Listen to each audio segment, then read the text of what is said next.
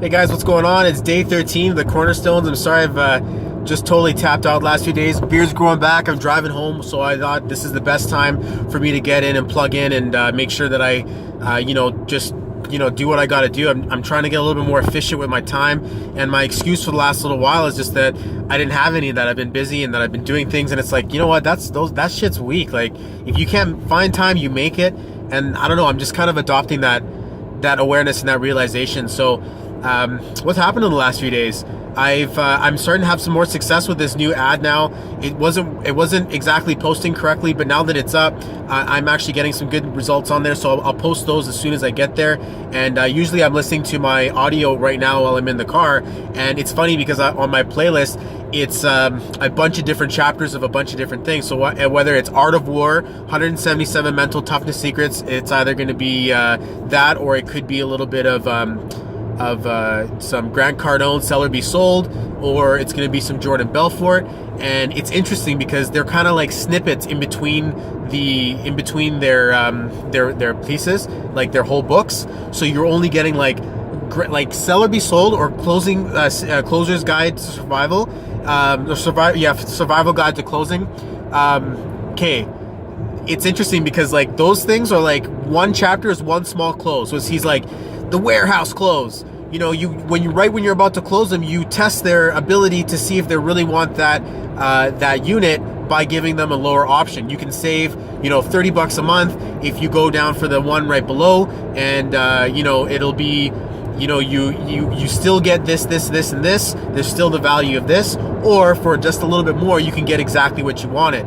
So, I mean, if we apply that to our business and to our lives, the idea is that you're not giving them a yes or no option. You're giving them a, is this what you want, or are we on the right piece? Are we on the right inventory, or are we on the wrong inventory? So, I mean, for me in retail, I get it. That's kind of a very relevant thing.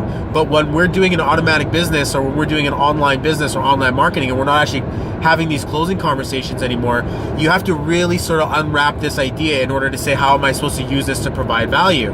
And the reality is that you don't want to give anybody ever an option of yes or no. You don't want to just say it and leave it. You want to say it or provide value in an opposite or a lesser choice, or you go back to the original one.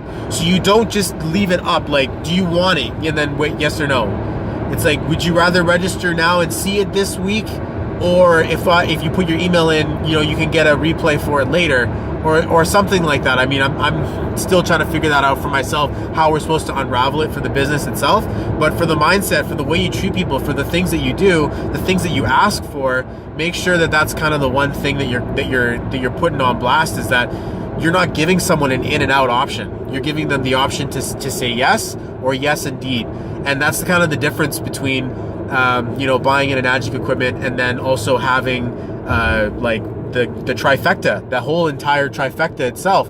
And when Hoyt, the sales center guys, are calling your people and closing them, they're actually going to be offering them a variance of choices. They're not just going to be saying, yeah, well, do you want it or not? It's going to be like, do you want the machine? Do you want cash or finance? You want the machine, or are you going to go full trifecta? Are you able to, okay, fine. You're going to do Ukon or just a smaller machine.